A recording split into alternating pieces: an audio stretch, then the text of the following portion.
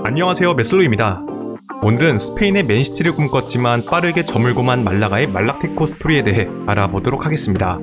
말락티코를 이끈 페이그리니 감독의 전술은 과연 어땠을까요? 그럼 재밌게 봐주세요. 말라가는 스페인의 대표적인 휴양도시로 스페인 내에서 인구가 많은 편에 속하지만 이곳을 대표하는 말라가 구단의 성적은 그동안 초라했었습니다. 그러나 2010년부터 이곳에 변화의 바람이 불었는데요. 카타르 왕족의 압둘라 알타니가 재정위기를 겪고 있던 말라가의 새 구단주로 부임하며 오일머니를 쏟아붓기 시작한 것이었습니다.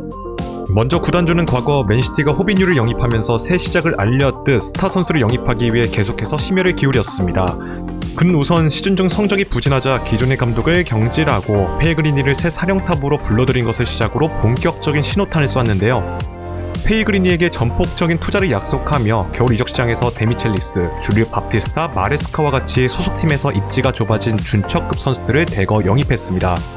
그리고 부진했던 전반기와 달리 예상치 못한 바티스타의 미친 활약 덕분에 후반기에 반등에 성공하며 말라가는 해당 시즌을 리그 11위로 마무리하게 되죠. 그러자 구단주는 11-12 시즌을 앞두고 유럽클럽 대항전 진출을 목표로 조정하여 분노의 영입을 시전했습니다. 기량은 많이 떨어졌지만 네임밸류는 대단한 왕년의 골잡이 반 니스텔로이, 비아레알 시절 페이그리니의 제자인 산티 카솔라를 무려 하나 약 310억 원이라는 거금에 데려왔고 제레미 툴랄랑을 약 160억 원에 호아킨과 나초 몰레아 등 뛰어난 기량을 지닌 선수들을 하나둘씩 말라가로 불러들였습니다. 그렇게 말락티코라고 불리는 말라가의 새 스쿼드가 모습을 드러내게 되죠. 팬들은 이들을 향해 인간계 상위권 전력이라며 감탄을 금치 못했습니다. 자, 이렇듯 스타 선수들이 모인 말라가는 잠시 고전했던 시즌 중반을 제외하고는 리그 6경기 무패 행진도 기록하며 챔피언스리그 진출을 두고 경쟁을 펼치기 시작했습니다. 결과적으로 해당 시즌에 레알 마드리드, 바르셀로나, 발렌시아에 이은 리그 4위를 기록, 지난 시즌에 비해 성적이 수직 상승한 모습을 보였고 이로써 구단주가 바뀐 지 불과 한 시즌 만에 챔피언스리그 티켓을 따내는데 성공하게 되는데요. 이러한 호성적을 거두는데 핵심 같은 역할을 한 선수들은 바로 론돈, 이스코, 카솔라, 툴랑랑이었습니다. 론돈은 해당 시즌에 11골로 팀 내 최다 득점을 기록했고 카솔라는 리그에서 9골 6도움, 이스코는 팀의 플레이메이커로 활약하며 리그 5골 4도움을 기록, 말라가의 약진에 크게 기여했죠. 툴랑랑의 경우 수비 자리에서 말라가의 자물쇠 같은 역할을 하며 팀의 공수 밸런스를 잡아주었습니다. 그렇다면 페이그리니 감독이 이들을 이끌고 어떠한 전술을 구사했는지 한번 알아봐야겠죠. 그는 기본적으로 4-2-3-1을 기반으로 하는 매우 공격적인 축구를 구사했습니다. 위험에 대한 도전을 미덕으로 여기는 칠레인답게 선수들에게도 위험한 도전을 장려하고 1대0으로 앞서고 있더라도 선수들에게 계속해서 득점을 요구했는데요. 자, 그의 전술에서 핵심 요소는 이선에 위치한 플레이메이커였습니다. 과거 비아레알에서 리켈메, 리버플레이트에선 디 알레산드로, 레알 마드리드에선 카카, 훗날 맨시티로 넘어가서는 나스리를 잘 활용했던 것을 예시로 들 수 있는데요. 이렇듯 그가 말라가에서 리켈메의 향수를 느낀 선수는 바로 이스코로 그의 플레이메이킹 능력을 극대화시키기 위해 그에게 프리롤을 부여했습니다. 그리고 공수 밸런스를 맞추기 위한 방안으로 3선의 수비적인 툴랑랑, 카마초라는 더블 볼란테를 배치하여 이스코가 이들의 지원 속에서 마음껏 움직일 수 있도록 했죠. 양측면에 위치한 카솔라와 호아키는 중앙으로 좁혀 들어와 패스워크의 중심이 되고 비어있는 측면은 풀백들이 적극적으로 전진하여 메워주었습니다. 이때 수비진은 라인을 올려 전반적으로 컴팩트한 형태를 유지했고 이로 인해 선수 간의 기동성을 높일 수 있었는데요. 그리고 중앙에 위치한 카솔라, 이스코, 호아킨의 경우 10분 간격으로 서로 포지션이 바뀔 정도로 포지션 간 활발하게 이동하며 연기를 통해 패스워크를 높였습니다. 따라서 상대 수비수들은 계속해서 이동하는 이들을 어느 지점까지 따라가고 마크해야 할지 고민에 빠지게 되죠. 그런데 중요한 것은 페이그리니 감독이 이들에게 세부적인 공격 전술을 지시하기보단 단순히 동선만 정리해주고 선수들에게 공격을 만들어가는 과정에 있어서는 자율성을 부여했다는 것입니다. 즉 선수들의 재능을 존중하면서 극대화시킬 수 있는 방안으로 전술을 구상했다는 것인데요.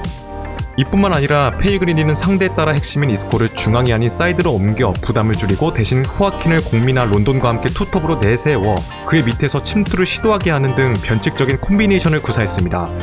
이렇듯 말라가는 이스코의 천재성을 극대화시키는 전술을 바탕으로 호성적을 걷어나갔습니다. 그런데 말라가에게 조금씩 그림자가 들이오기 시작했는데요. 바로 알타니 구단주가 라리가 중계료 분배 방식에 불만을 가지게 되어 이로 인해 구단에 대한 관심도가 완전히 뚝 떨어지고 만 것이었습니다. 자신이 투자한 것에 비해 돈은 적게 돌려받으니 더 이상의 투자는 하지 않겠다는 것이었죠. 심지어 매각설이 돌기도 했습니다. 그렇게 계속된 구단주의 외면으로 재정 건전성에 빨간불이 들어온 말라가는 임금 체불 문제부터 세금 문제 등 여러 악재가 찾아오기 시작했습니다. 설상가상으로 지난 시즌에 바이아웃을 주고 영입한 이스코와 마테이선, 나초 몰리알과 부호 나노테의 이적료가 미지급되었다고 여러 클럽들이 제소한 사실이 알려지면서 말라가의 재정적인 문제는 더욱 수면 위로 올라왔는데요. 스페인의 축구협회까지 나서 말라가에게 이적료 지급을 재촉했을 정도였습니다. 결국 말라가는 산티카솔라를 비롯한 팀의 에이스들을 매각할 수밖에 없게 되죠. 따라서 이적 시장에서 공격 보강이 필수였는데 구단주가 더 이상 투자를 하지 않았기 때문에 산타크루스를 적은 비용에 임대 영입하고 사비올라를 자유계약으로 데려오는데 그쳤습니다.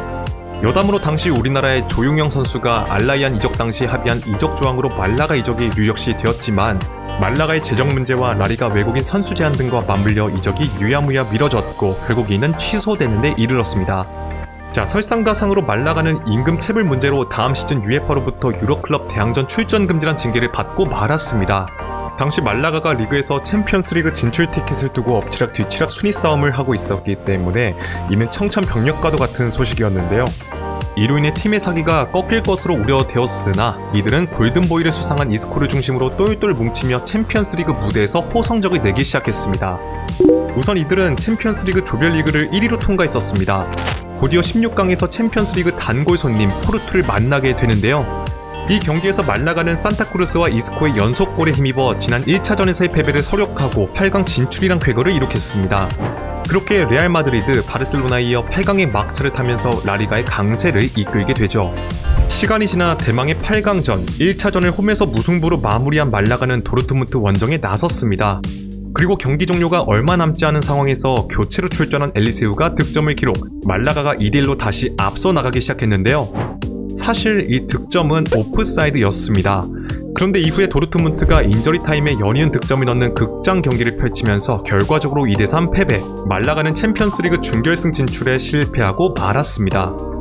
경기 후 말라가는 구단주부터 페이그리니 감독까지 심판 판정에 대해 노골적인 불만과 분노를 표출했습니다.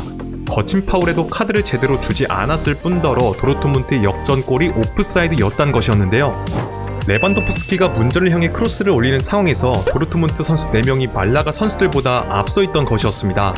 말라가 입장에선 억울할 만한 판정이긴 하지만 앞서 엘리세우의 득점도 오프사이드였기 때문에 사실상 서로 각각 오심을 하나씩 주고받은 셈이고 오히려 어처구니 없는 판정을 한 심판들이 비난받아 마땅한 경기였다고 할 수 있었습니다. 자, 챔피언스리그 8강이란 돌풍을 보여준 말라가는 이후서부터 재정이 더욱 악화됨에 따라 급한 불을 끄기 위해 이적 시장을 주로 판매 중심으로 보내기 시작했습니다. 이로 인해 엑소더스가 발생하며 호아킨은 피오렌티나로, 툴랑랑은 모나코, 팀의 에이스인 이스코는 결국 레알 마드리드로 매각하게 되죠. 이뿐만 아니라 고액 주급자들도 정리하며 스타 선수들도 자유계약으로 방출하기 시작했습니다. 그리고 페이그리니 감독마저 맨시티로 떠나면서 말락티코의 시대는 빠르게 저물고 말았는데요. 이렇듯 구단주의 무관심 속에서 전력이 점점 약화되어 가던 말라가는 결국 17-18 시즌에 라리가 최하위로 강등되는 데 이르렀습니다. 말라가가 챔피언스리그에서 일으킨 돌풍은 위기를 딛고 일궈낸 돌풍이었기 때문에 값질 수밖에 없었습니다. 그리고 투자를 하더라도 일회성이 그치는 것이 아니라 꾸준하고 지속된 투자를 해야 한다는 것을 다시 한번 느끼는데요. 자, 여러분들은 오늘 이야기를 들으면서 어떤 생각이 드셨나요? 댓글로 의견을 남겨주시면 감사드리겠습니다. 자, 오늘의 영상은 여기까지입니다. 재밌게 보셨다면 좋아요와 구독을 부탁드리며 다음에는 더 재밌는 컨텐츠로 찾아뵙도록 하겠습니다. 감사합니다.